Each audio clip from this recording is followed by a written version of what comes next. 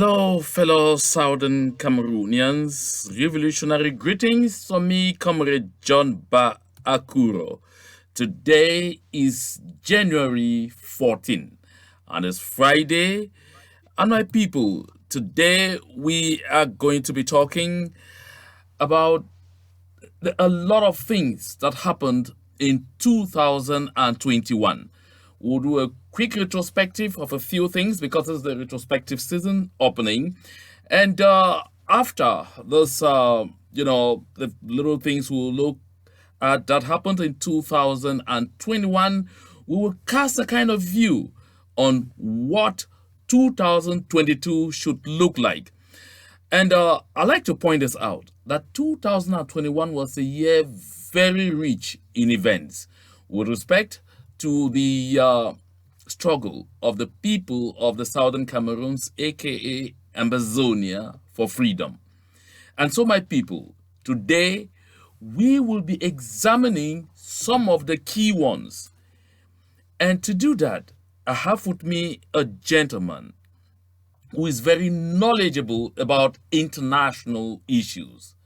He will have the opportunity to explore also with us some of the ideas that were brought to the table by Mr. Thibaut Nagy, the former U.S. Undersecretary for African Affairs at the Bureau of African Affairs at the U.S. State Department.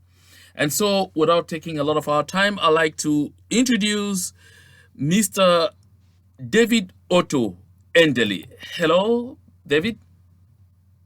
Thank you, Mr. John. Thank you for having me on this your program, and I look forward to these discussions. I want to wish you a happy New Year 2022, and as you rightly said, I hope this is going to be a year of changes, and we all look forward to it. Yeah, thank you very much. Happy New Year, Mr. Otto. You're coming in live from London. So, how is London today? Is it as cold as out here in the US? Yes, of course. It's birds of a feather actually. So we're experiencing the cold, but not just that. Of course, the impact of the COVID-19 is still here. Therefore, everyone is keeping very low profile. I understand that that would be the same atmosphere in the United States and all over the world. But yes, we here in London, there's a lot of things going on, political. But in terms of the weather, it's not different from where you are, Mr. John.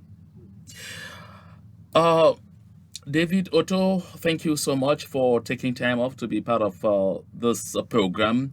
And so I know that you are a very keen observer of, the hotspots, not only in Africa but around the world as a whole. What is the view that you have of the year 2001, particularly about the hotspots in Africa, where there are conflicts, uprisings and things like that? You're reading? Thank you for that. You're very correct. One thing which has been taking the time of the day, from 2021 to until this period, has been the COVID, as you know, since the end of 2019, and a lot of attention has been drawn towards that, and continuously to be so. So we find that countries are increasingly focusing on this health pandemic, and there is now a some kind of an overwhelming disposition of resources, towards dealing with the pandemic. But what has been very significant, as well, in the past 2021 has been, again, as you mentioned, some of the hotspots. Africa has been on the focus because of not just in terms of the inability for African countries to manage the COVID-19 pandemic due to some of the health infrastructural deficiencies, but also because Africa has been hit by security issues throughout the continent. As you rightly said, it's not just one sport. So you do not have just crises as we used to have in the case of Libya since 2012, 2011. But again, you still have a spread of insurgency movements, along the Sahel, Mali, Burkina Faso, Niger Republic, which is the Liptako Goma. You have a very serious impact on that on Ivory Coast, or the French will call it Côte d'Ivoire. And then, of course, towards the Lake Chad Basin, where you have the triangle states of Nigeria, Cameroon, and Chad, but also with Niger, which is a neighboring states for both.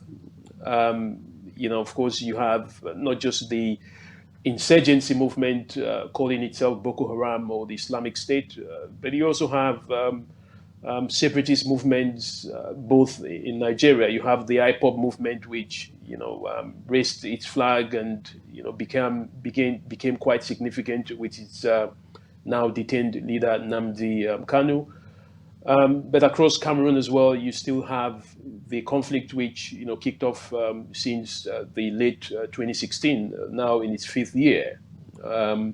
The Amazonian conflict in the regions of the southwest and the northwest. That conflict is still there and is still breathing very seriously. That is in the Lake Chad Basin side. But of course you still have conflict in other part of Africa, Mozambique. We've mentioned that severally in terms of the spread of the jihadist movements within that region. DRC Congo as well has been one of those areas that has developed recently with the Islamic State spearheading that region. And we saw, countries like Uganda, suffer severely from some of the attacks, of groups like the Allied Democratic Forces, which is linked Yeah, now Otto. to the Islamic State of Central Africa province. So there has been, as you mentioned, John, a series of hotspots within the continent of Africa. Let's not forget the seat of the African Union, which is Ethiopia, has had a conflict between the Ethiopian Defense Forces in Addis Ababa fighting the regional Tigray Liberation Movement, which is based in the northern part. That conflict has spread, across, with Eritrea becoming involved, the Amhara militias becoming involved, the Oromo Liberation Army becoming involved. And just along that same Horn of Africa, we still have Somalia there, which Al-Shabaab is raining terror along the areas of Somalia, Ethiopia, Kenya. So the issues that we saw in 2021 are quite worrying from a stability point of view. Not only that we have the heart of the African Union being stabbed, meaning that it becomes quite ineffective for the African Union to survive when its headquarters is being, in a high state of instability. Yeah, Not to but forget, David, yes. if I may interrupt you briefly, I know we can really go on and on and on. Uh, I want to talk slightly about, the African Union. You just mentioned the African Union there, with the headquarters being attacked. Does the African Union really get involved on of its own volition? Because we are seeing even in Ethiopia, which is where the head office of the African Union is, we really don't get that kind of commitment that you expect of a regional body like the African Union. Talk less of the situation in the Cameroons where the AU has even been totally in denial. I know we will have the opportunity some other time to talk about the African Union, but I just want this quick quip. What is your appraisal of the role the African Union has been playing in, a kind of peaceful resolution or a kind of resolution of regional conflicts, in its backyard? John, the fact that I've mentioned all these various areas where conflict is reigning in Africa is an indicator that, perhaps the African Union has been quite ineffective in terms of how it resolves conflict in Africa.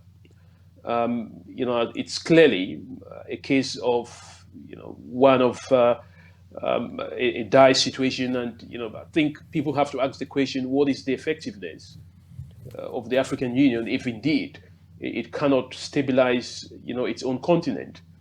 But again, you've got to understand the level at which the African Union intervenes. So there are three stages, John, or four, to every conflict. The first stage is the expectation that wherever there is a conflict, the national country or the government, in power, will have the ability to resolve that conflict internally. I mean, that's always the first point of call. So, in other words, the African Union doesn't intervene in a conflict when it's at the very early stage.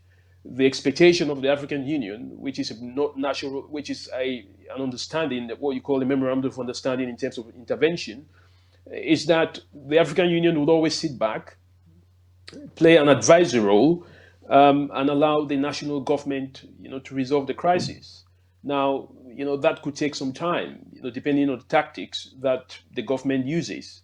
Now, the second stage, in terms of intervention in conflict, is calling on the regional bodies. So, for example, you have ECOWAS, you have the Central Africa regional body, that of East Africa, North Africa regional bodies. They are all there.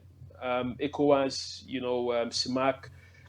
These are all regional bodies, and their role is to intervene where there is clear evidence that the national government that is experiencing the conflict does not have the ability to resolve that conflict on its own.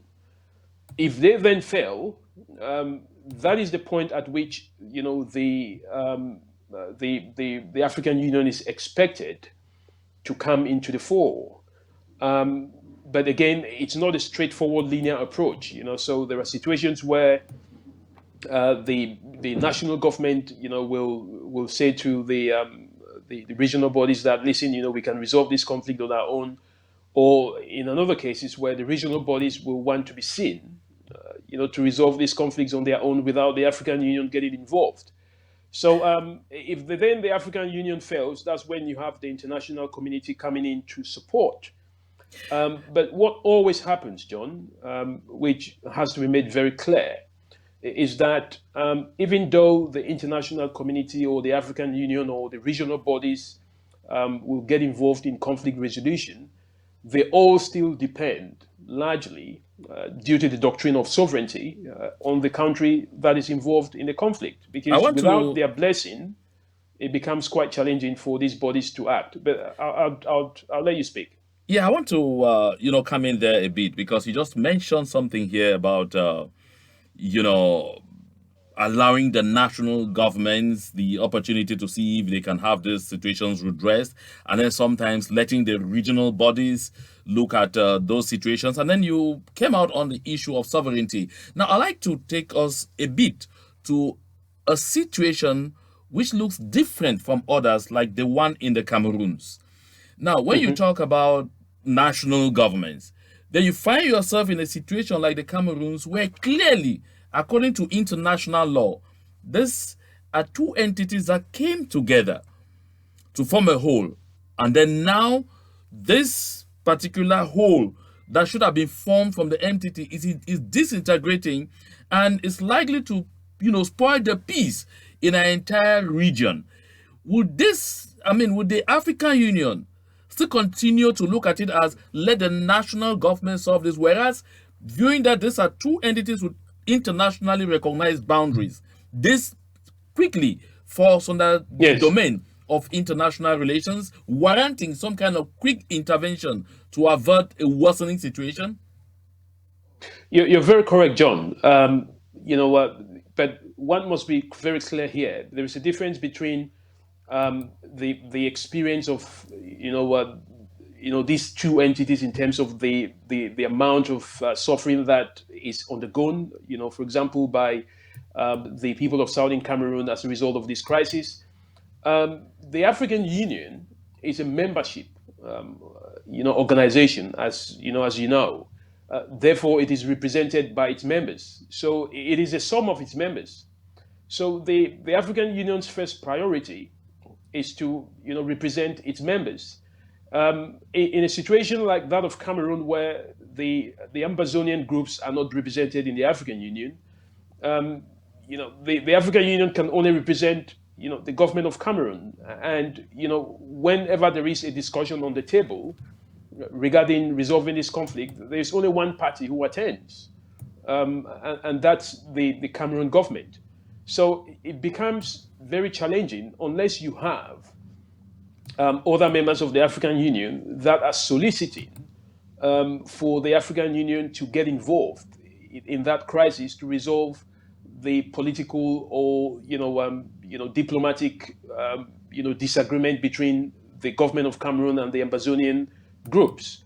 But in terms of representation, you will not have the African Union speak on behalf of the Ambazonian groups, because the Ambazonian groups are not represented in the African Union. And that is why diplomacy is very important. When it comes to conflict resolution, if you're a side, in a conflict, you've got to be able to make sure that you have enough support from countries that are members of an entity like the African Union that could speak to on your behalf. I mean, the truth is, John, if you're not on the table, you're going to be on the menu. And this is the same thing that is happening in the case of the ongoing conflict between the government of Cameroon and Ambazonia groups. It's as simple as that. Okay, let us narrow down to the specific situation in the southern Cameroons, because that's what's going to be our subject of discussion in the course of this entire program. 2021 was another year, and I know that you got a bit involved since 2019 in trying to seek a solution to this ongoing conflict. When you look at the events of 2021, right up till December, do you have the feeling that there's been, that there's some kind of progress towards a kind of, understanding, when you could some say perhaps a solution is maybe in view? Things have changed, John, but I don't know if it's called progress. But I can tell you for sure that there has been significant changes. As you rightly mentioned, I was involved, in the early stages of the resolution of this conflict. Especially, when what is being described now as the Swiss process began. I had an official representation to observe the ongoings of this process, and it was very clear then, and it is very clear now, that in terms of that platform in representing that negotiation or mediation, whichever they want to call it, I thought at the time, and I still think now, and I made my feelings very clear to all the stakeholders who were in attendance, that that process itself, was designed, not to be effective. And I believed, and I still believe now, that, the leadership of the Ambazonians were brought together simply to divide them.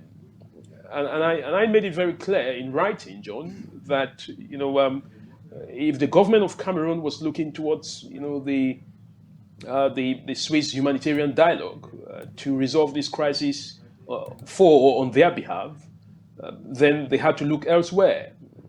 And I also made it very clear that if indeed the Humanitarian Dialogue Organization, had any serious thoughts, to resolve this conflict, then they had to change the process.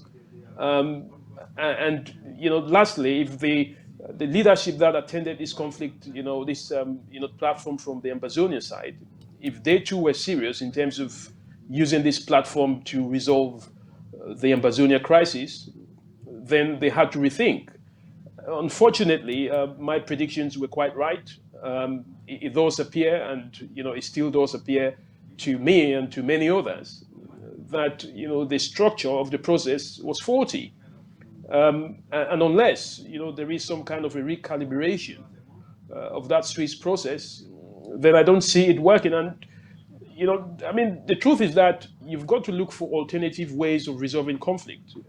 And I've often believed very strongly that Cameroon can use its own citizens. It can use the help of the international community. It can use the help of civil society organizations that have national and international reputation, to resolve this conflict. It is not a conflict at this stage that could be resolved, using one entity, especially an entity whose process is quite ineffective, from initio. I mean, that is just the diplomatic side, John. But if you look at the what I call the political military aspect of this, there has been a significant change since the crisis broke out in late 2016. And what we're seeing now, as we speak, is a situation where it's more or less a war of attrition. It is very clear. I mean, from my analysis, that the government will not win this on the battlefield, and because I mean, of course, due to the asymmetric nature of the war. But not just that, John. My observation from time, for almost 4 or 5 years since the conflict broke out, again as I mentioned, is that you now see a separatist movement that is a lot more organized. The groups, previously you used to see a lot of talking on the internet, noise making, but what you see now is a lot more guerrilla tactics. Where the groups are a lot more sophisticated. They're using more, automatic rifles. They are a lot more, precise in terms of their operations. They've graduated from, the sticks and clubs, the den guns, and now they are more, they've had the opportunity to, lay their hands on automatic AK-47 and all, even rocket-propelled grenades. Significantly, John, we've seen an increase in the use of, improvised explosive devices, which are homemade. And what does that tell you? It tells you two things. One, that this is going to be a very complicated crisis that might last for years, if nothing is done.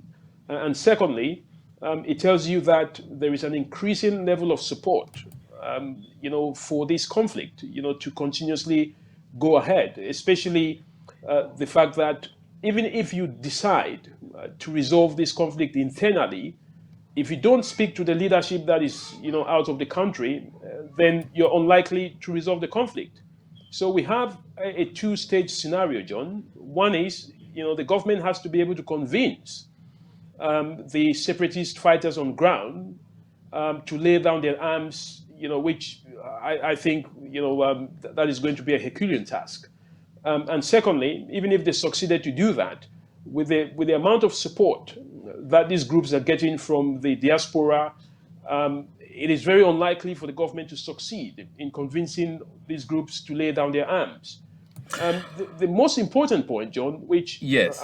I think will render the government's effort quite challenging, is the fact that the people who are not involved in arms struggle, I mean, the people who are not carrying arms, but who are still feeling that high level of marginalization, they are still complaining. The government has not been able to resolve, the concerns of the people who are not carrying arms. And increasingly, what happens is, even if you tell the people to lay down their arms, you still have people who haven't carried arms, join these armed groups. So it's a very challenging effort. And I think the Grand National Dialogue, which the government organized, was meant to be a solution, but it turned out that it was just a talking workshop. Yes, And the key I reason guess, behind that, David, yes, go ahead, John. yes, I guess we will definitely have an opportunity to come back to some of the issues you raised regarding the Swiss. I often call it initiative, we call it process, because or because there was this statement that Mr. Tibor Nagy, the former U.S. Undersecretary for African Affairs at the Bureau of African Affairs at the U.S. State Department, said that he considered that it was a process just for the sake of there being a process. I don't know if this is in line with what you were talking about, or Yeah. kind of with your thoughts. And if that is the case, what are the practical steps that can be taken to make it actually become a process, not just a kind of window dressing? I think, John, when I got involved in this Swiss initiative, as you call it, the idea was very clear. It was that the humanitarian dialogue wanted to bring together the leaders and to create a platform in which the leaders could interact for the purpose of having a dialogue with the government. Now, one of the biggest challenge that the process faced, if you want to call it that, the name doesn't really matter. One of the biggest challenge that it faced, was that first of all, the humanitarian dialogue, could not convince all the leaders to attend, and it was because of the way that it was structured internally, which is quite different from the way that it was sold to the international community. I can tell you that it's very different when you attend these meetings, but it's also very different when you read what comes out from it.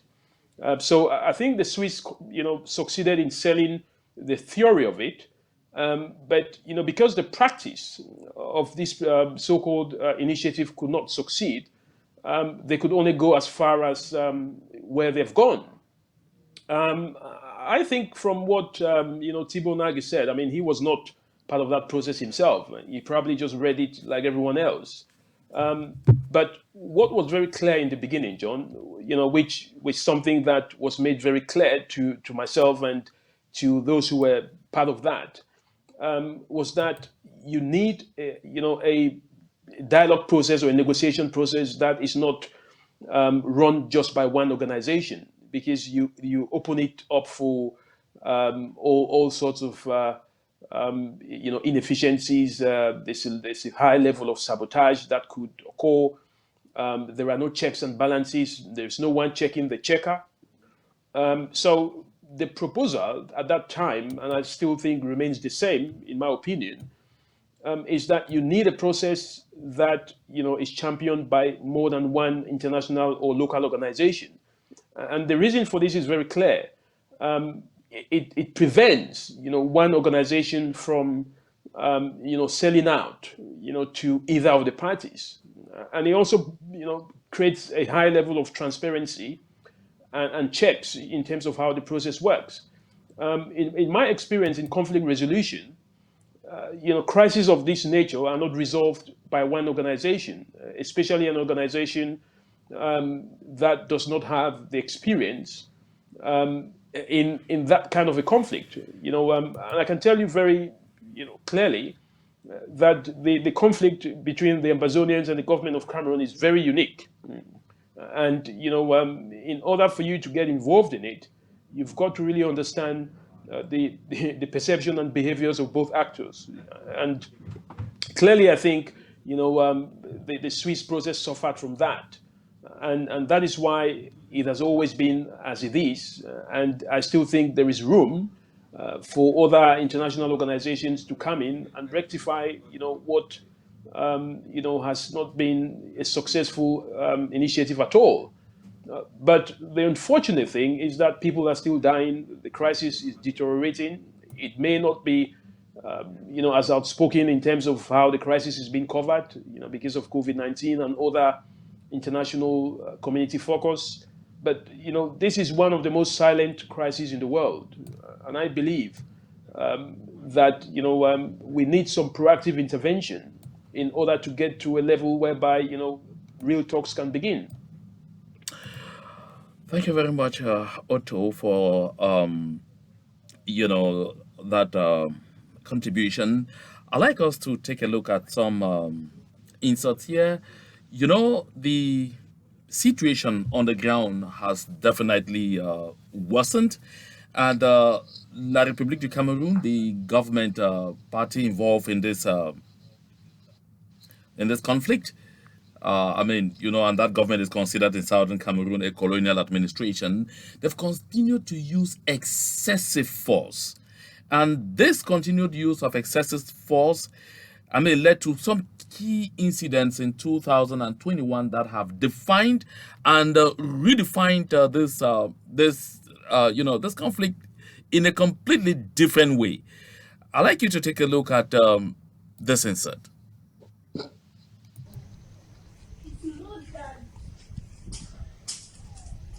Masa Dagbe Simbamenda wa Kai Kai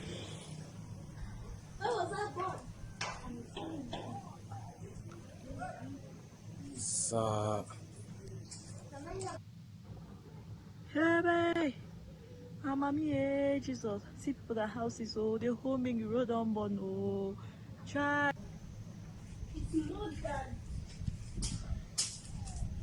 Masa Dagbe Simbamenda wa I know, this must be a very difficult one because the government of Cameroon comes in and they claim that they are there to protect the people from, from their own sons and daughters. But at the same time, they carry out this kind of acts that you and I just watched a while ago, or just a moment.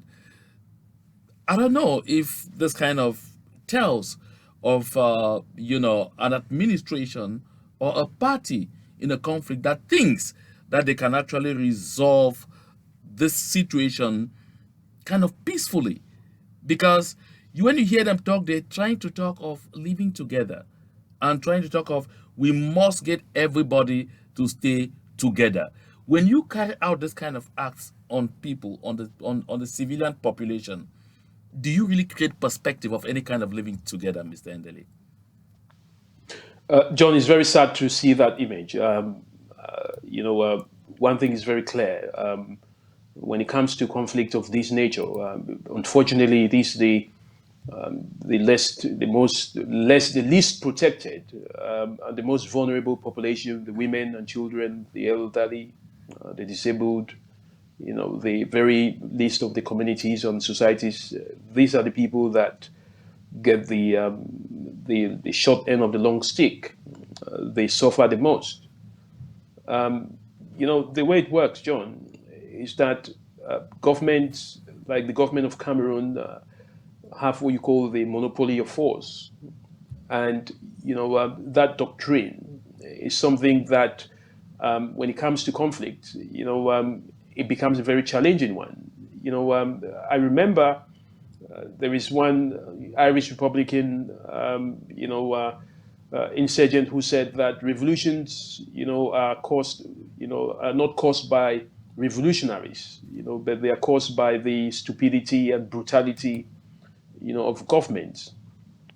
And he made that very clear in the sense that when you see a conflict of this nature, like the conflict which we're talking about in Cameroon, it should have been resolved in another way.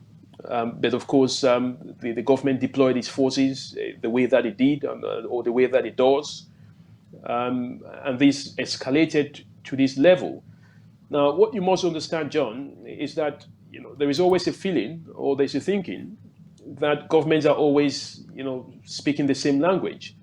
But these are individuals like you and I. Governments are made up of individuals and people. And from my understanding of the dynamics within the government of Cameroon, is that there are several factions within the government. There are those who believe very strongly that the only way to resolve this conflict is to go, use the military force. There are also those who believe very strongly that the best way is to dialogue and negotiate. But unfortunately, the pendulum seems to swing more towards the use of the military, the security services, to clamp down on the conflict, based on the fact that the territorial and integrity of the country, it's been tampered with. Now, when you Now, talk what you about would see, just John, just a from moment there, David, when you yes, talk go ahead, about John. territorial integrity being tampered with, I mean, I know that Southern Cameroonians or Amazonians, listen, when they hear that statement, territorial integrity from the authorities of Cameroon, the first quip is to ask, which territory are they referring to? Because I recall, I mean, in the early days of this, when the consortium was just born, uh, Barrister Akeremona, who is a very sound mind, internationally recognized lawyer, wrote an article in which he asked the following statement: Cameroon is one and indivisible. Which Cameroon? So when you talk of territorial integrity, I'm tempted to ask the territorial integrity of which of the countries, of La République du Cameroon or of Southern Cameroons? That's a very good question, John, and that is why one of the key things that we talk about is the fact that when it comes to the negotiation table, this argument in terms of whose territorial integrity it is, or where is the boundary between the government of Cameroon and Ambazonia, then that is where the argument will be won. At this point in time, it is the Cameroon government that wills the force, and he who wills the force, carries the day. And that is why I was mentioning to you, John, that even within the Ambazonian side, you have factions, as you know, that believe that the only way to go about this crisis, is to go on the battlefield and fight it out. And they believe that some believe that the only way to go about it is to have negotiations. Others believe that the status quo should remain the same. Perhaps the war should continue to escalate. Because of course there are beneficiaries of conflict. In every conflict, it's not everyone that loses. I mean, the people that lose more are the very innocent people. I mean, those very poor people, those ones that you just showed me on the video, losing their homes and all that. But what you've got to understand, which I wanted to mention earlier on, John, is that governments listen to their security services. They get advice from them. So, for example, if the National Army of Cameroon presents a case to the government that we've done a national intelligence estimate, and we believe that if we deploy the order of battle against the Ambazonians, we'll defeat them within a year. All we need is to give us XYZ resources, and before you know it, we'll crush them. Now, if they sell this successfully to the politicians who have very little knowledge of defense, perhaps, or they prefer to go through that method, then that is the method that is going to be used, even when it's not working. And once you've started a war, John, you've got to finish it. The only option is to raise your hands and surrender. And I don't think the government of Cameroon is going to do that. Yeah, I want to. And the level at which, yes, go ahead, John. Yes, David, I want you to take a look at yet another cut here. And we talked then about what the hope of the government of Cameroon perhaps hangs on. Because if you say you are fighting to keep people because those who claim that they want to take them away are in a very small majority and the people really want you, how do you get to that if a majority of the people continue to be hurt by your actions on a daily basis? Of course, you are aware of what happened in Boya, first to Bebe Caro Louise, I mean, Southern Cameroon, first to Bebe Caro Louise, who was on her way to school, being driven by her mother and a friend in the car, and how her life was brutally ended. You've not forgotten what happened to Bebe Brandy. And now take a look at these women.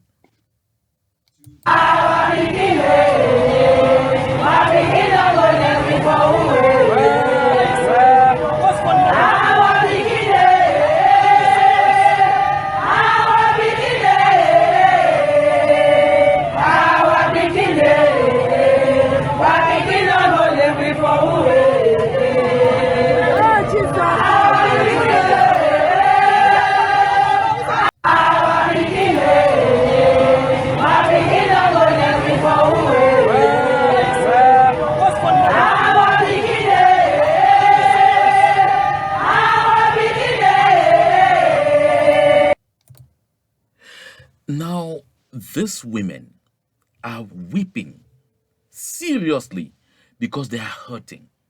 Hurting because of what is happening to their children, happening to them on a daily basis.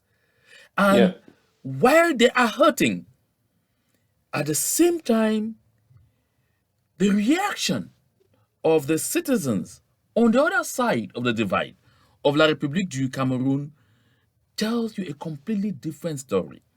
They rather feel that because the population of Boya came out to show their frustration and their disdain at what happened, it was an opportunity to degrade and denigrate them. Let's just listen to the reaction from this lady. Yes, Zamba Barilwale. Vous êtes les qui? Vous êtes même les qui, même vous là? Si tu vois même les gens, ils sont tous crasseux. Quand tu les vois même crasseux comme tout.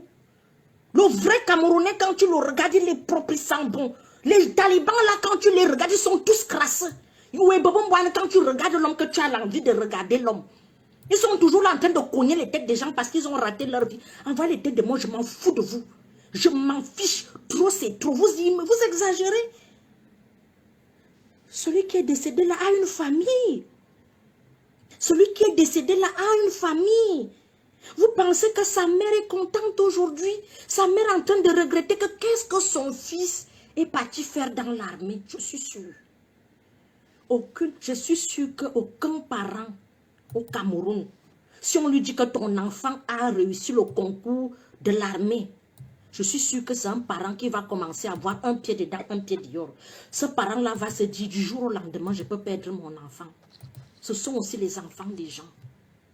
Le policier n'a pas été, il n'est pas né policier. Le gendarme n'est pas né gendarme. Le militaire n'est pas né militaire. Arrêtez ça. Le combat, on ne fait que les ravitaillements avec les armes. Et ça c'est normal ça mes frères. Chers autorités, ça c'est normal. S'il vous plaît, appliquez-moi la loi. Je vous en prie. Si vous ne le faites pas, je risquerai moi-même porter les armes pour chercher ce enfant-là. Ça, je vous le dis une vérité. Il a amnistie contre un gendarme en plein service à la zone rouge. Cette zone, à ce moment, c'est une zone rouge. On t'interpelle, mais tu es à pied. Tu dois t'arrêter. Tu dois mettre à pied, tu t'arrêtes. C'est un ordre. S'il vous plaît, mes frères, vous me dites-moi, entre nous, et de ce quoi ces camarades sont placés. On abat, mais mon Dieu, mais écoutez un peu là, mais on abat un gendarme en plein service devant que... Mr. Otto, you have listened to these two people, the woman first and the man, and you hear the way they describe the people of the southern Cameroons following a very painful incident like the one that happened to Bebe Caro Louise. Their concern is not about what led to this child being brutally cut off, an innocent baby for nothing. Their concern is about the person that caused the act in the first place. What is your reaction to this? I mean, it seems to me simply that relations between the two sides, both at the level of the government and the leadership of the Southern Cameroon's liberation movement, and the people themselves, citizens of La République du Cameroun and citizens of the Southern Cameroons, have virtually deteriorated beyond repairs.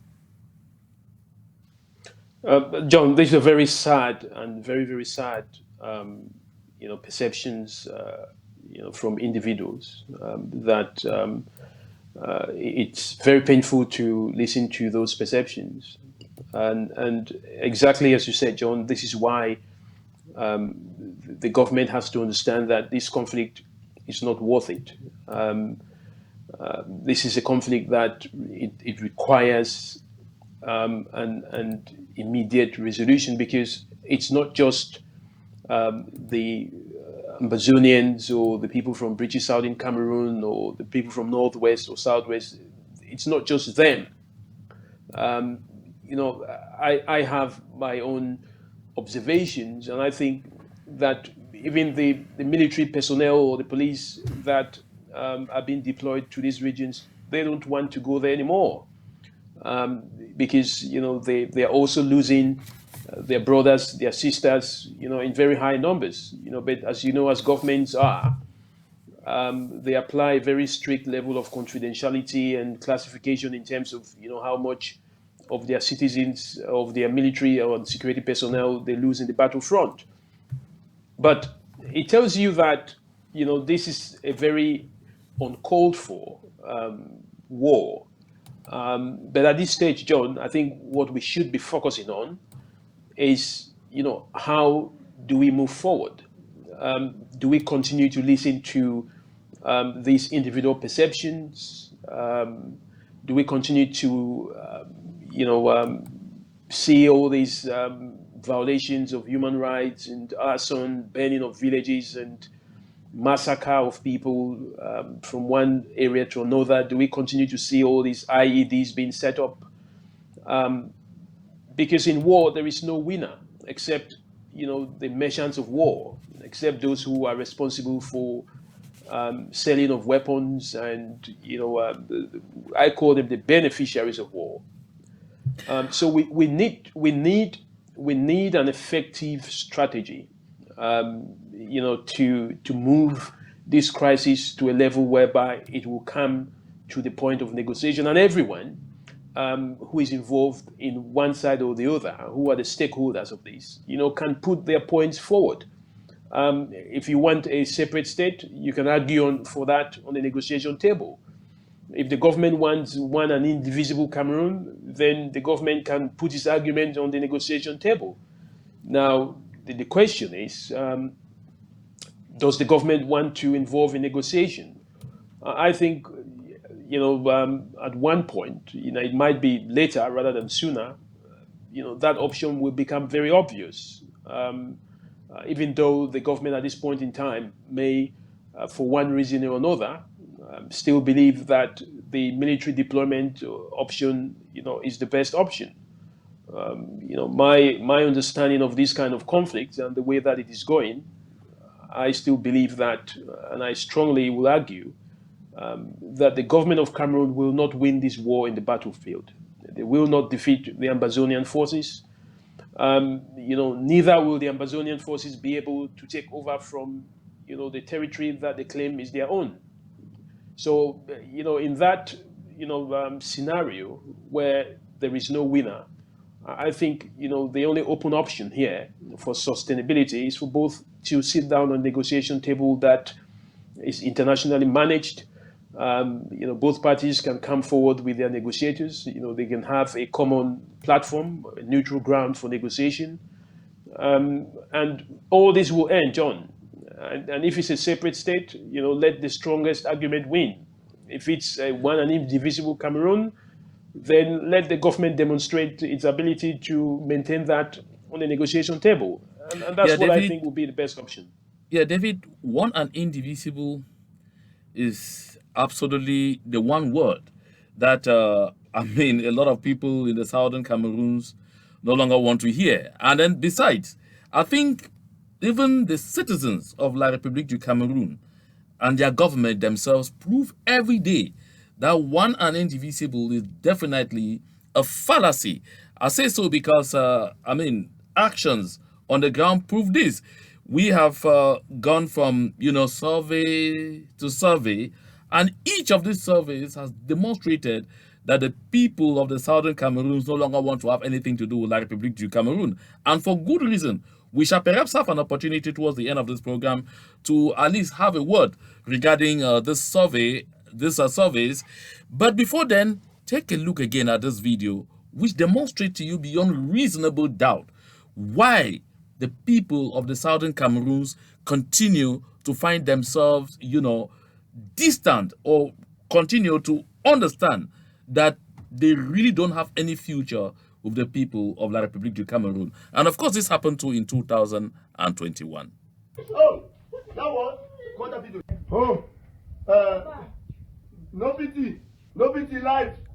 They have woman picking at Inshallah. I know all them. I don't take them. Show your face. Show your face. Oh, that was what have you done? Oh, no pity. As if that was not enough, this one.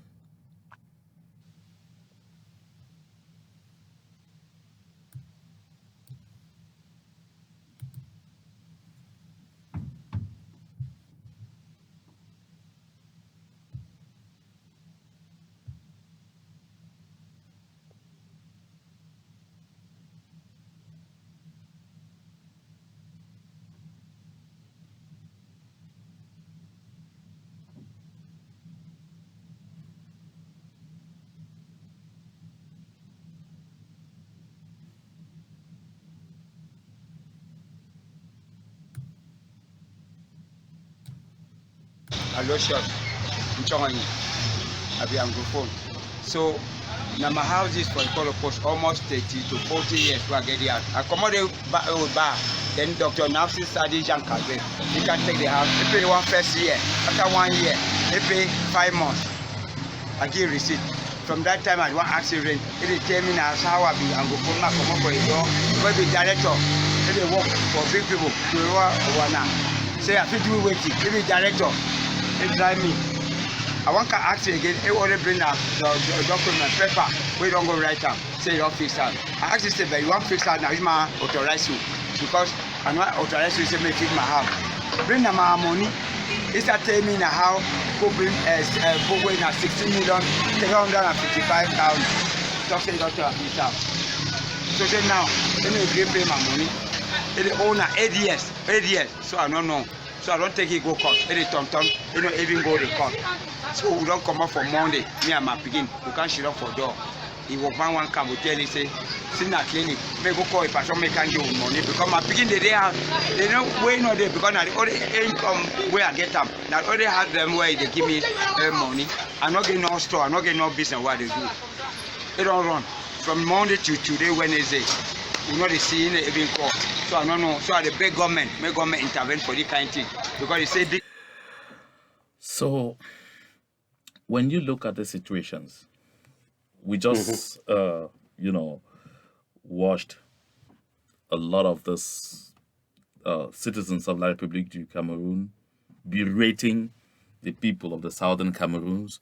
We just had the opportunity to watch this other gentleman narrating his ordeal. And why is he treated the way he is treated? The man tells him, he uses the word Anglophone, simply telling him you have no right. 8 years. He's gone to court, done everything there, but nobody will bother because of the name he bears, the area he comes from, and all of those things. When you watch these videos, when you get these experiences, Mr. Endele, you notice that relations between the two sides, not only at government level, but even down to the base, have deteriorated so seriously. Is there any reason the international community has to continue to sit and watch? Is it that they are expecting that there's a certain threshold where people, first of all, have to be killed or get to the level of suffering before there is any kind of intervention to ensure that these people who ought not to be together in the first place should go their separate ways? John, again, very devastating videos there. And you and I know that videos of that nature are some of the remote causes of this current conflict. This is nothing new. The government itself understands the level of intimidation and discrimination, marginalization that the people of British Southern Cameroon, the so-called Anglophones, have faced, over the years. And this is why the peaceful protest began in the first place, because of things like this. So it's not a new thing. Secondly, intimidation by the military, against the suspects. It's a normal tactics, that military people use because they're ignorant of the impact that it has. Contrary to their thoughts, that this could perhaps resolve some of the issues within their communities. It doesn't. Again, it makes situations worse. And individual military people do this, because of a systematic nature of the way that the military is trained. One thing that we've made very clear, John, is that there needs to be a review of the way that security forces, especially in Africa, are being trained. I mean, it will be very sad for you to know that most of the training programs that are ongoing within the security agencies, the defense agencies, are still the same programs that were given down to them by their colonial masters. They are still using the same tactics, while the people who gave this to them have moved on. They are now much more trained in asymmetric engagements. And what does that mean? In order for you to win a war, you need the people. So, the soldiers are like fish in water. If the fish cannot swim within the people, which is the water, then eventually they will drown. So increasingly, all these actions that you see from military personnel intimidating local people, this is what increases the number of people that join these, the fight in the bush and ensure that the battle continues. So there needs to be a review of the behavior of the Cameroonian forces, and the only way that you can deal with that is you have to go back and look at the curriculum, the training manuals that have been given to them in their schools and in their barracks, and you have to change that. This is the 21st century. We are dealing with horizontal crisis. It's going to be very difficult for you to see a conflict between one country and another outright. I'm not discounting that because, of course, there are possibilities. But the forces of law and order in most countries, including Cameroon, they need to retrain and understand, how to win the hearts and minds of the people. A video of that nature, somebody intimidating a pregnant woman with the children, and then deciding to video that for whatever reason, is one of the reasons why. And that is sanctioned by the authorities. And say, listen, because this individual, David, is still free, moving around, doing a lot more such things and all whatnot, with nothing happening to him. And on the contrary, this woman was even forced to have her baby in prison. And her baby became the youngest prisoner, perhaps the youngest prisoner in the world, a 1-week-old prisoner, for no crime, short of being associated with somebody they are looking for. John, I totally agree with you. And I can tell you firsthand that this is the impact of war. Wherever you have war, you have incidents like this. Now, it is now up to the government in place or the Human Rights Watch, to look into these incidents and apply some high level of punishment. But again, in a war environment, you will find all these kinds of. I have experience of understanding how these things work in different countries. I named to you in the beginning various areas of conflict. If you go even to the current crisis in Ethiopia, you would see the same. During the 90s in Sierra Leone, you could see the same. If you go to the conflict that is happening in Libya, you see the same thing. In Nigeria, there are concerns about human rights abuses, left, right, and center. So it is not a new phenomenon. I say this with all high level of sympathy to the victims. But what is next? My proposal, and has always remained, that the government looks for a sustainable solution. Wherever there is chaos, John, people would always seize opportunities to do very stupid things, and this is one of them. Okay, David. The solution to this, John, is that both sides need to agree. Thanks to perhaps some high level of international pressure, to sit down on the negotiation table. But it has to be a credible process, not one that is meant to fail. Yeah, David, I totally understand what you mean that there has to be a point where both sides see the need to come to the table. Perhaps only when the mutual hurting stalemate has been attained. Let's take a break, and when we come back from that break, we shall see exactly, the thoughts of actors on both sides. On both sides. I'm going to tell you, I've been with you.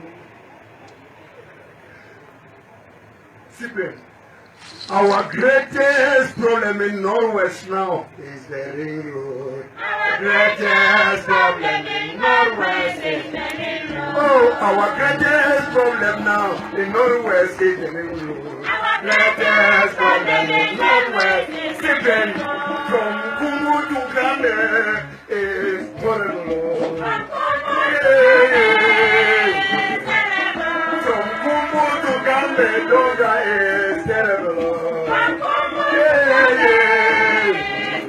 Oh, we are surprised. surprised whether we are part of this country. Very surprised whether we are part of this country. Just come to Northwest region and see the ring road yourself. Northwest region and see the ring road. Therefore, what time are we committed to Cameroon government?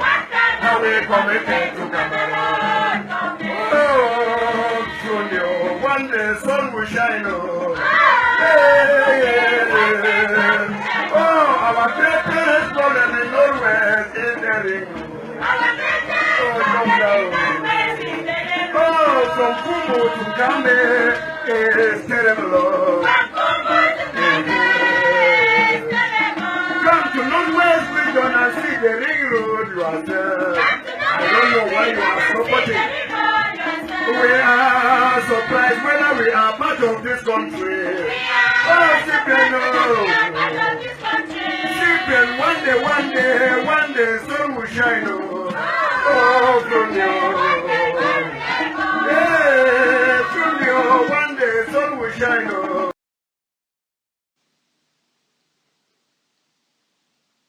That is why the president sent me to come here, to tell you that it is time. It is time that we regain our territory. We regain our independence, we regain our sovereignty, our normalcy, our dignity. To be honest to ourselves.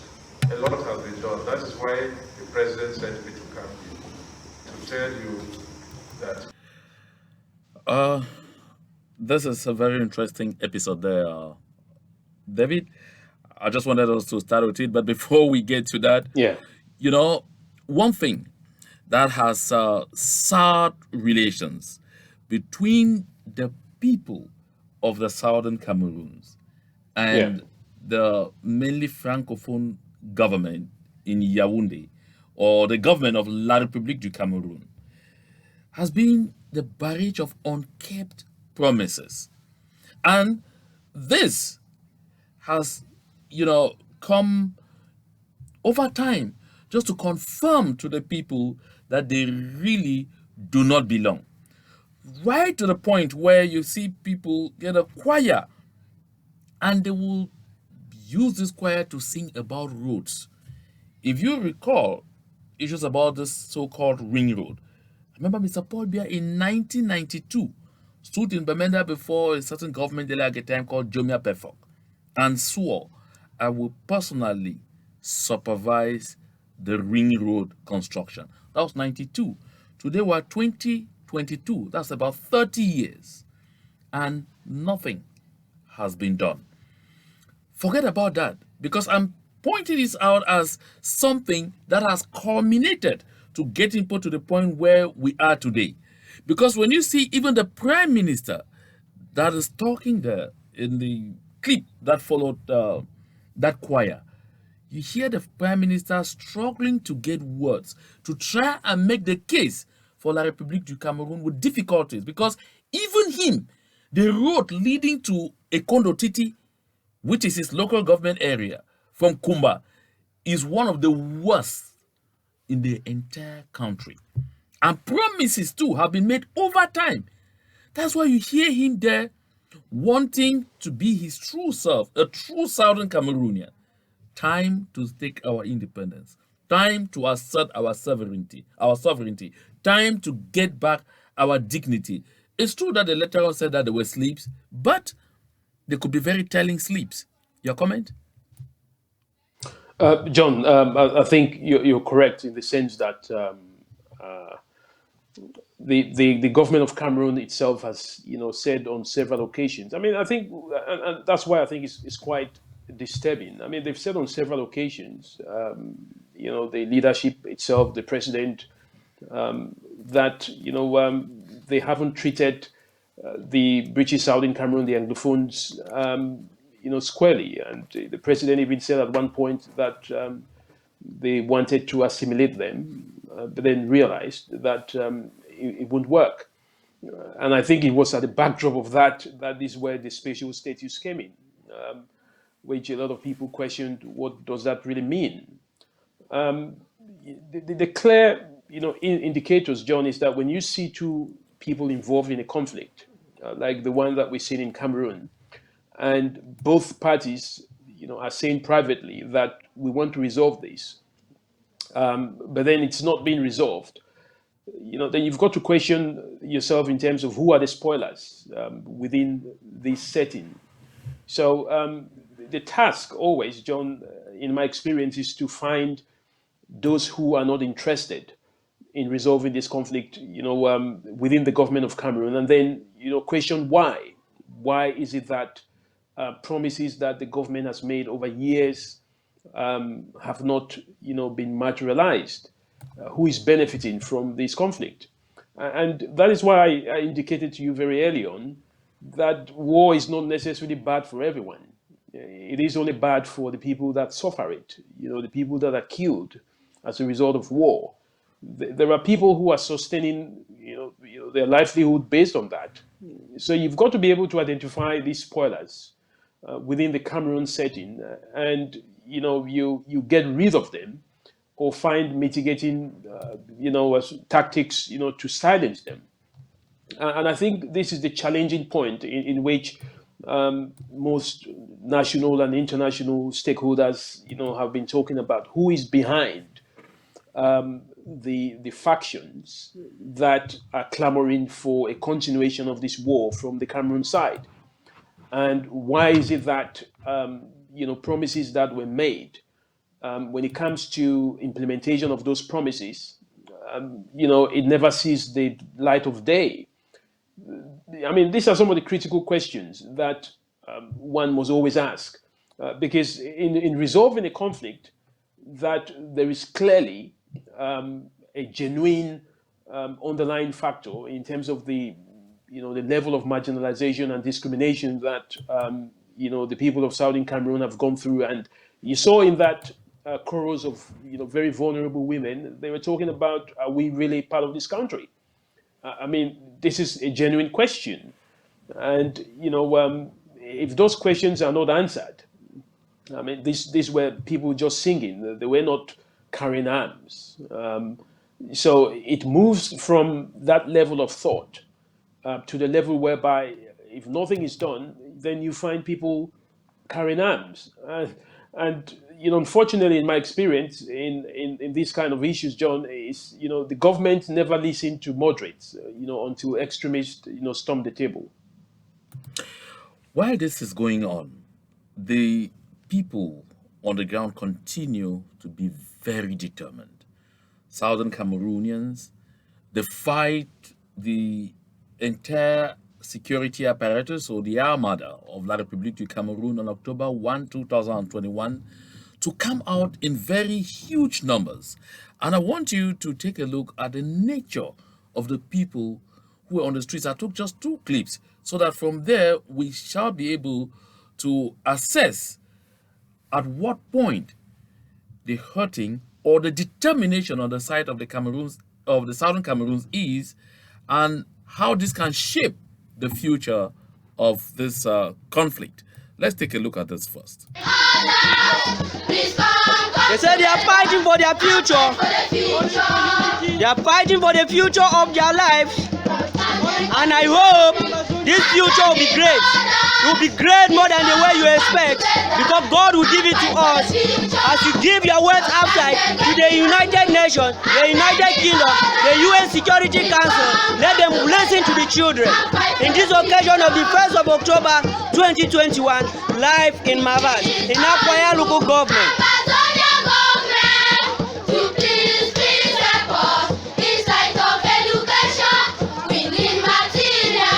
They need material.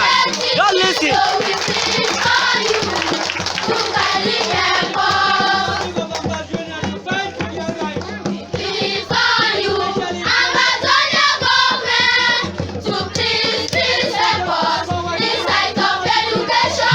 We need materials to fight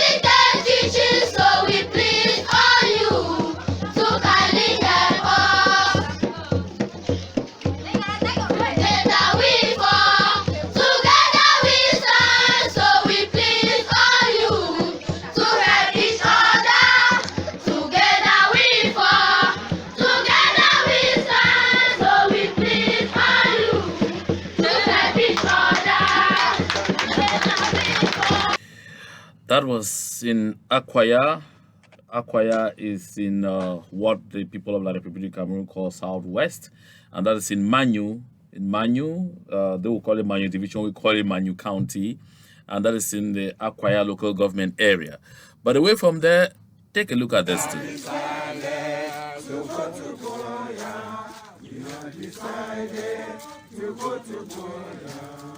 No turning back, no turning back, no turning back, no turning back.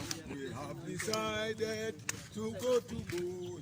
Oh, we have decided to be on our. As you can see, this is a mark. This is the uniform. No turning back, no turning back. We have decided to go to Boya. We have decided to go to Boya. We have decided to go to Boya. No turning back, no turning back. No. These are them very happy on the street marching, celebrating the day, 1st October 2021. They say they cannot let the terrorists seize their land from them. They must stand firm. And these are they say they must support their children from what they are doing, that they are together.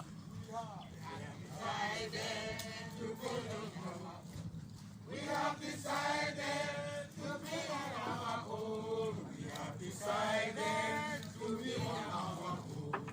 No turning back, no turning back, no turning back, no turning back. So, David, we have two sets of people there representing two separate generations. In our choir, we see children already imbued with the Ambazonia, with the Southern Cameroon spirit. You hear them not only sing their joy to be Southern Cameroonians, they even go as far as urging the leadership of the struggle to unite, to work together so that we attain this objective faster. On the other side, you see the older people. These old people say we cannot leave our children to be doing this on their own. And when you hear them sing, not only do they say we have decided to follow Ambazonia or Southern Cameroon, say we have decided to be on our own, no turning back. Does this tell you, therefore, that this is something like the Republic of Cameroon thinks can just go off like that because they have sent their talks down on the ground there, and they can be there, and they believe that it can take away the idea in the hearts and minds of the people, both young and old? John, there are two ways that you can win a war, and there are two ways that you can lose it. The first is that you can win a war when you've been able to win the hearts and minds. You have the trust of the local population. In the case of what these videos demonstrate, you can see that these are the most vulnerable of the population. The very young people within the society, and the very elderly, those that we consider to have the wisdom. The young people are a representation of the future of the country, and when you see them losing the trust, for the authority that is meant to be in charge of the country, and thereby expressing themselves in this manner, it demonstrates to me and everyone, and it should be a concern to the government of Cameroon that you cannot use guns to some kind of subdue that psychological mindset that the people believe that you've instilled against them.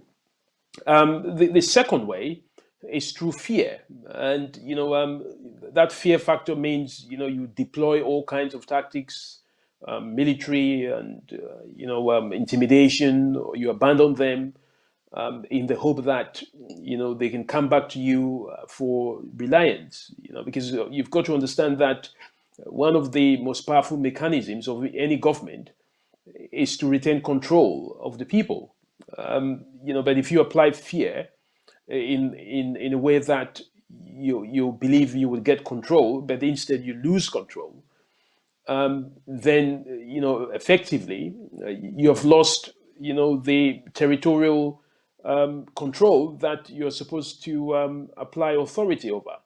So if you win the war, by losing, if you think you can win the fight, by losing these two elements of trust and fear, then effectively, in a reverse, in a reversal of, of strategy, you've effectively lost, the entire war, even if you at some point or another win some battles. So what I see here, John, is the government, again, as I mentioned in my earlier remarks. The government has not been able to show these very vulnerable people that in its words, again, in the words of one and indivisibility, that the country is intact. I mean, the truth is that the country is not intact. There are people who do not see themselves, as part of the country, and if that becomes the case for these past 5 years, then effectively the country has been, divided, because what is control, when you don't have authority, you can only have authority over an area that you can control. So I think there needs to be, this coming 2022, I think there has to be a realistic review of the government of Cameroon's strategy, and perhaps we can see a huge change of mind. I mean, there's an ongoing African Cup of Nations which is holding in Cameroon, and the level of instability that is being expressed within the English-speaking region is one that shows the level of ineffective control and authority that the government is managing to maintain. What I often say to people, that a lot of people don't realize, is that governments don't like to spend money, and if the crisis, as we've seen over years, is leading to the government spending billions and billions in order for it to maintain, stability, which is not succeeding to do so, then the government is losing. I know very well that it takes very little amount of money to launch an attack. One person can launch an attack, on a critical infrastructure against security forces. And then once you deploy your forces, it takes you hundreds of thousands of, CFA or billions, to maintain that. So effectively, the government is being outspent in this war, and critically, that's why the Soviet Union collapsed. Because then the USA made sure that they spent all the money they had, and as long as they ran out of money, the government begins to borrow from left, right, and center. And I don't think this is sustainable. I think, Yeah, David, I want to point out that what we saw there, I mean, from the younger generation to the older one, with the people expressing the same level of determination and commitment, should explain why from one survey to the other conducted in the southern Cameroons, the people have overwhelmingly demonstrated beyond reasonable doubt that they really don't want to have anything to do with La République du Cameroon. First, it was a survey conducted by the late Christian Cardinal Toumi, and he announced that about 1,069 people were interviewed in the southern Cameroons, that's on the territory. And after that, we had another survey by the Coalition on Dialogue and Negotiations, which yielded 86% of the people saying they wanted to have nothing to do with La République du Cameroon. The sample here was over 4,000. And of course, understandably so, because that one was open to Southern Cameroonians, both at home and in the diaspora.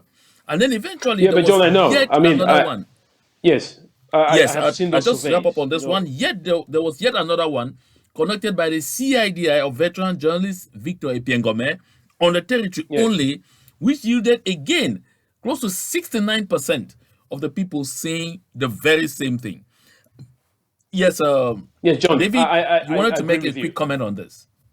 Yes, I wanted to make a quick comment. I agree with you that these surveys have demonstrated, by their level of, of integrity, the high level of willingness for these people to get their independence. But I can assure you, John, that surveys for referendum or for independence, do not give countries, sovereignty. I mean, even if you have an overwhelming majority, or when you have an overwhelming majority of people saying that, we want independence, it still doesn't give you that independence. There are ways of getting independence. I mean, Africa did not decolonize on the basis of carrying out surveys. If it were that, the colonial masters would not have left.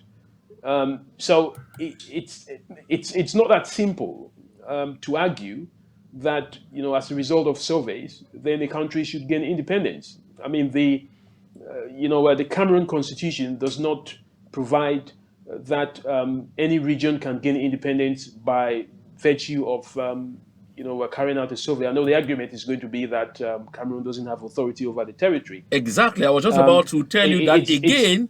I mean, we are not a province of La République du Cameroon, nor are we in any way part of La République du Cameroon, because we're two separate entities that came together. That is why even the talk of special status became very preposterous. Who is giving who a special status? And again, I take you to, the international legal mind barrister Akere Mona. This is a question I asked at the time. So, but who is giving who a special status? Do you have that power to give? I mean, because we're all at the same level as trust territories under the United Nations. The same level, the same class.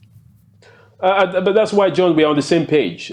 Because as you rightly cited, if Barrister Akere Mona had said so, the question that one is going to ask is, then what happened? What was the weight of that statement? Did it lead to then the independence of the Ambazonia territory? And the answer is no, and that is why I'm making a very direct statement that surveys of themselves or strong statements of denying one an indivisibility, they do not result in some level of independence or all level of independence. I think this is why I'm saying that both sides need to review their respective strategies. I mean, if the government wants to maintain its rhetoric of one and indivisibility, then it has to prove that by virtue of its actions. If the Ambazonian groups want to attain independence within their territory, then they also have to prove that by virtue of their actions. I can guarantee you that it will not be strong words or surveys of 99% or 100% referendum. They do not give anyone. If that were so, regions in Basque and Spain, the IRA would have seceded long time ago from the British. During that period of the impasse. You can name them yourself. I think. Yes, go ahead, John. Yeah, David, I want to quip there that simply, I mean, if I want to paraphrase what you're definitely saying, is like saying that this matter has to be decided on the ground. And until both parties get to that mutual hurting stalemate, which means the onus is on all the Southern Cameroonians to get La République du Cameroon to the point where there is nothing else they can do but go to the table before we'll be able to talk about this issue of independence. That is going back to the Von Roon and Von Moltke mantra of the unification of Germany will not be decided by the speeches and resolutions of the majority, but by blood and iron. Is that perhaps where we are right now? John, I think if the government of Cameroon, as it is now, and in my opinion, believes that it can defeat the Ambazonia separatists, in the battlefield, then that's the strategy that the government is relying on. So if Ambazonia wants independence, then they've got to be able to defend that strategy. But as long as that strategy remains the only option by both parties, then that is going to be the only way that anyone is going to come out of that with what they expect. But if the government strategy is being met by referendums and strong words of condemnation, then I can guarantee you that the government is winning with this strategy. Okay, I know that you have been observing our movement. I mean, for all these years, and so you definitely know the confusion that we are going through right now, that we are facing right now in the movement, with one of the groups, I should say the groups, the one of the factions of the interim government, almost like splitting again into two. And with this confusion and all whatnot, perhaps that's what La République du Cameroon is counting on. Is that also the view that you share? That perhaps La République du Cameroon is hoping to thrive on our fragmentation? My experience is that, if I were a senior advisor to the government of Cameroon on strategy, that's one thing I'll be putting on the table. That you said there's much confusion in the midst of the Ambazonian leaders, in such a way that they eat up each other, and ensure that there is a lot of destabilization within the leadership. If you do that, you divide and rule. So the more you separate your enemy, and the more your enemy becomes distracted, the likely that they will achieve their aim. So I would tell you for firsthand that in situations where Ambazonian leadership it's at each other's throat, this is a blessing to the state, because the state of Cameroon, what it wants to see is a weakened leadership. The more united the leadership is, the more challenging it becomes for the government to deal with. The more disunited they are, the easier it is for them to lose focus and for the government to strive in its strategy. And that is a simple war strategy, John. It's not something out of the woods. If the leaders of Ambazonia are not united in their focus of what they want to achieve, then it gives the government an advantage, in the battlefield. If you followed, so David, that would be my thought, John. Yeah. Yeah. If you followed Mr.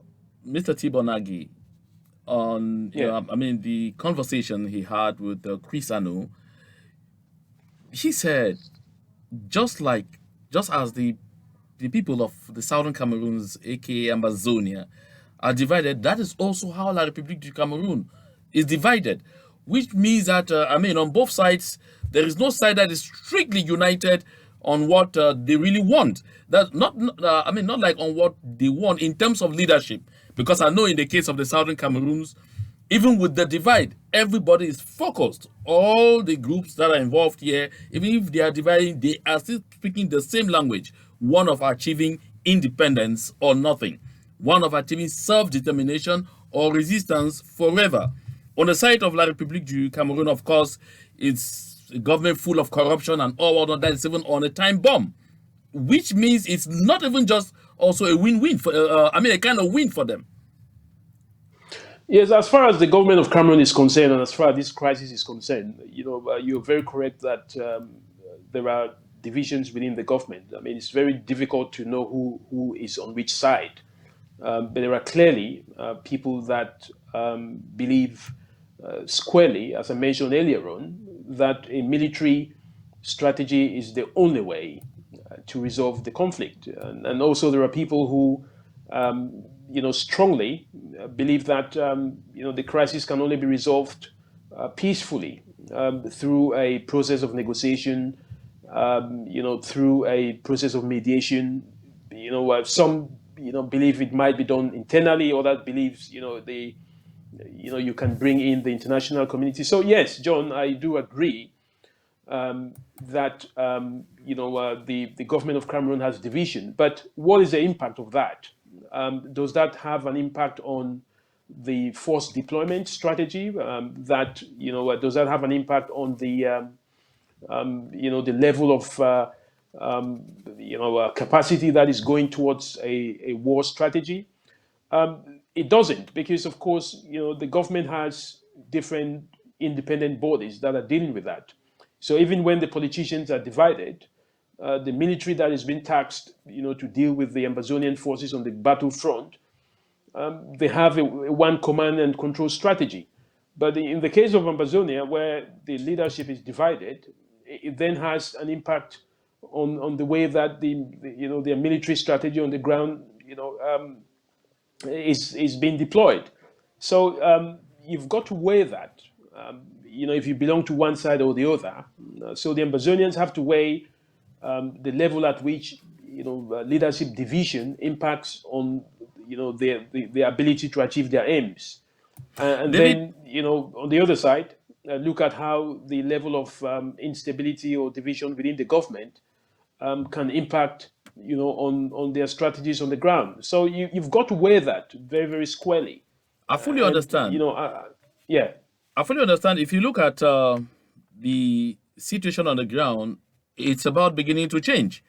And I think if La République du Cameroon were counting so much on the division that, it believes is reigning among Amazonians, then there's bad news on the way. Then it's beginning to change.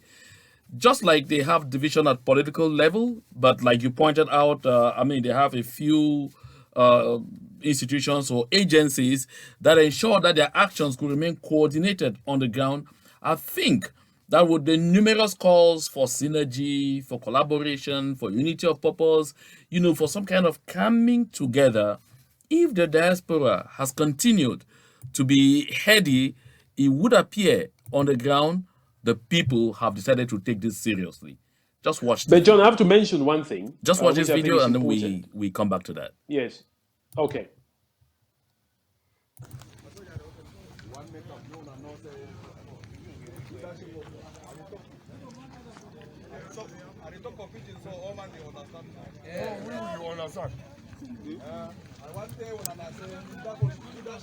Now where so?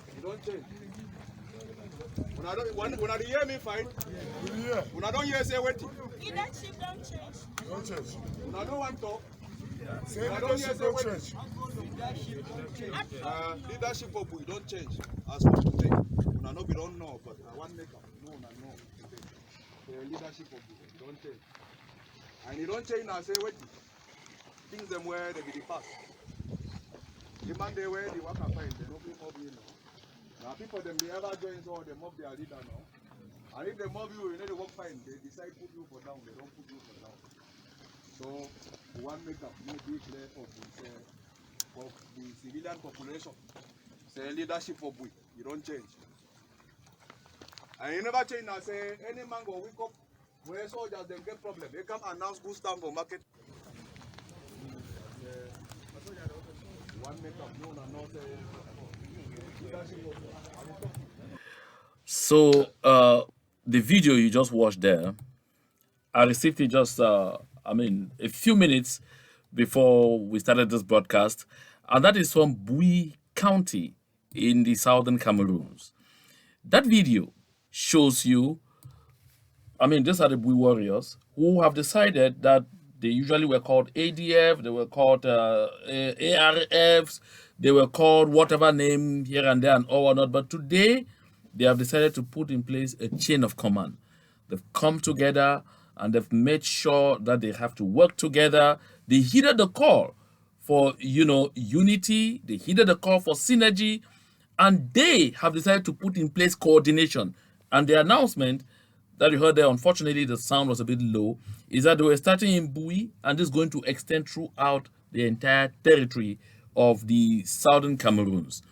And I think this kind of coming together on the ground is likely to force the political leadership in the diaspora to recognize that the only way they survive and continue to maintain a bond and some measure of control over those who are on the ground will be to also hit their call that they are sending to the diaspora to work together. I think, John, you make a good point, but you've got to understand that there's a different level of coordination at the strategic level, and there's a different implication when we're talking about operational coordination. I'll give you a typical example, especially when it comes to the Cameroon and Bazonia conflict. In 2018, you remember quite well when the government arrested the leaders, what they call the NERA, incident, where I think about 40-something of the Ambazonia leaders were arrested and, sent to Cameroon.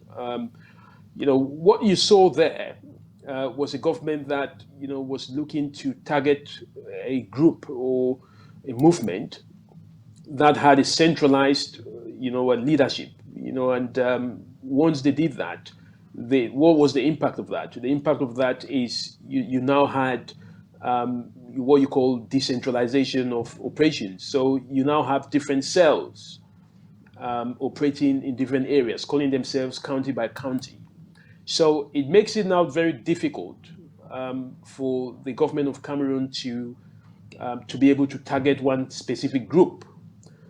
So on the contrary, at some point, what you realize in the life cycle of a conflict is that a decentralized system of operation is a very challenging one for a government, because they don't know if they arrest one leader, then it doesn't have an impact. Other leaders continue to operate the same.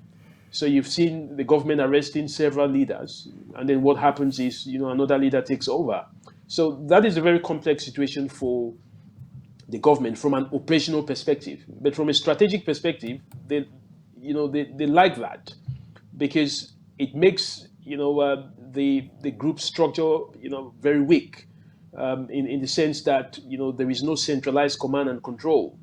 But from an operations perspective, it's a nightmare for the government. It costs the government a lot of money. It makes the war unending.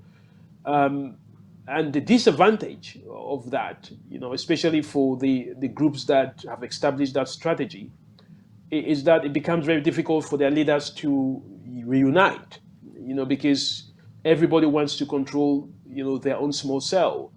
And that is why you see, terrorist organizations like, I'm not comparing Ambazonians to terrorists, but I need to make this clear. That is why you see terrorist organizations like Al-Qaeda have become a thorn, or ISIS have become a thorn in the flesh of the global war on terror. The reason being, the United States destabilized the Al-Qaeda cell in Afghanistan in 2001, which was headed by Osama bin Laden, and all of a sudden, Al-Qaeda decided to decentralize its strategy. And what we see today in the world is a big challenge, to resolve the war on terror. So it is the same thing that is happening in Cameroon. The government arrested the leaders, thinking that that will automatically, destroy the movement's central command. But what happened in effect is that several leaders are running several cells. But what's the disadvantage for the Ambazonia groups, again, is that they can't agree on who is in charge. So it's a challenge that each group or each party needs to look into very carefully, from a short-term to a long-term impact, and decide where they want to be. Okay, David.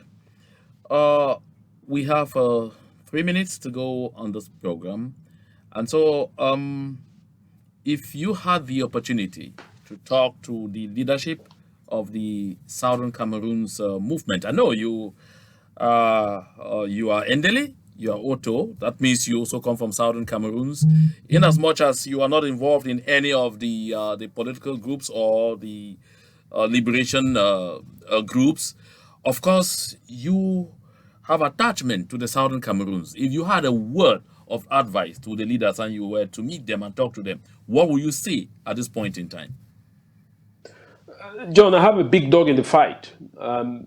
because this is a country of mine. Whether it's La Republic or Ambazonia, what I want to see, like everyone else, is justice being applied and peace and stability being applied. If I were to speak to the Ambazonian leaders, one thing I would be very clear is that there has to be some level of organization in terms of what is the current status quo. But I think again it becomes very challenging because you've got to understand the mindset of each and every one of these leaders. You've got to understand what is it that they want in terms of what is it that they need.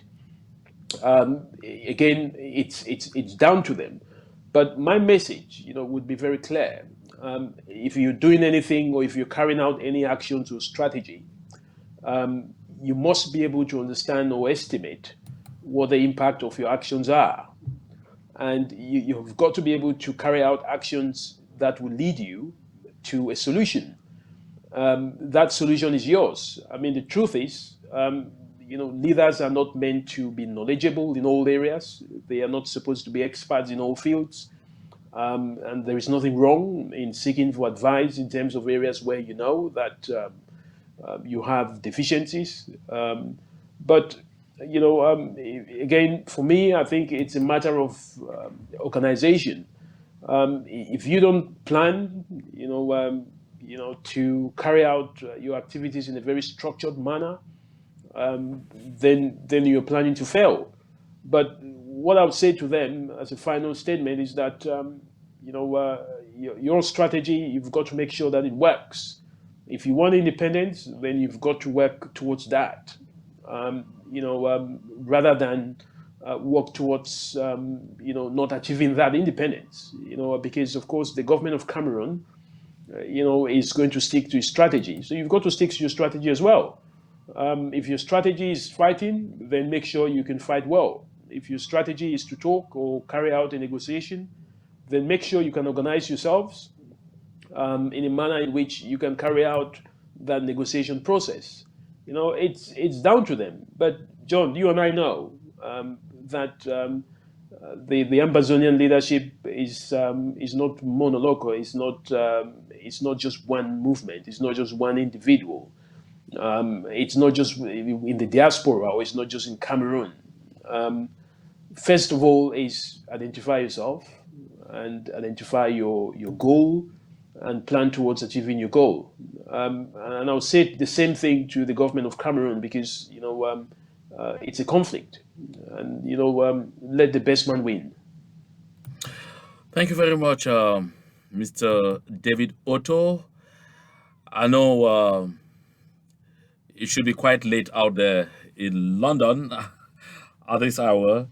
Yeah, it should be quite late out there in London, and I'm very delighted that you found time to, stay awake to be part of this broadcast and to share with, the people of the Southern Cameroons who are my primary audience and all other people around the world who have the opportunity to share with us on this platform. So thank you so much, and do have a wonderful evening. Good night. Thank you. From the Americas. Thank you very much, John. Thank you, David.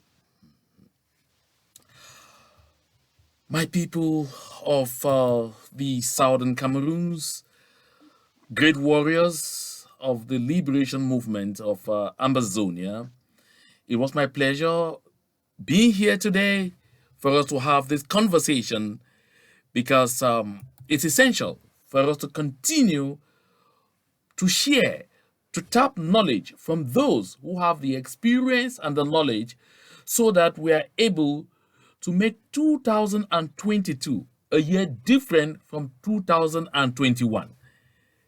Increasingly, more and more, we are learning that for us to attain our objective, we must ensure some minimum of synergy, especially also at the political level, at the level of the leadership of our movement. This will help us not only in terms of coordination, it will embolden our people on the ground in the actions that they take and in the determination and resilience that they have continued to demonstrate thus far. We heard our guest, the expert, talk here about the fact that by the determination and resilience of the people on the ground, the image of the AFCON being hosted in the southern Cameroons, of course, is definitely dented. And my people, it's coming clearer and clearer to our minds that until we take La République du Cameroon to the level of that mutual hurting stalemate, where the cost of occupation becomes completely unbearable, we will not get there. And that is why, in my last broadcast, I urged the people in your various spheres, in your various groups, even if you are alone, to in one way or the other, make your voice heard and try as much as possible to show support, love, and concern for our people in Bui County for taking the initiative that they have taken, so that we will encourage the people in the other counties to follow suit. And at the same time, we must be quick to discourage those in the diaspora who are trying to break this synergy on the ground, this tempo, for the simple, selfish, political reasons of control. Of course, I'm not oblivious to the fact that coordination is necessary, but we have heard from the actors themselves that it is not about cutting off the links with the diaspora. It is more about creating some coordination, creating some synergy, and making sure there will be order so that both the local population and those who are standing at the front to make sure we end up with a country, people will feel better being part of this movement going forward. So my submission finally today is, we have all understood beyond reasonable doubt that where we are now, we are nowhere near that point where La République du Cameroon begins to feel, I have to get to the table. So our focus today should be more getting La République du Cameroon to that point where they find out that the only option they have left before them to leave our land honorably is to seek the table. This is the package I put together for you on this special edition of the Soul of the Southern Cameroons. Until we meet again on this platform, have a wonderful evening. Goodbye.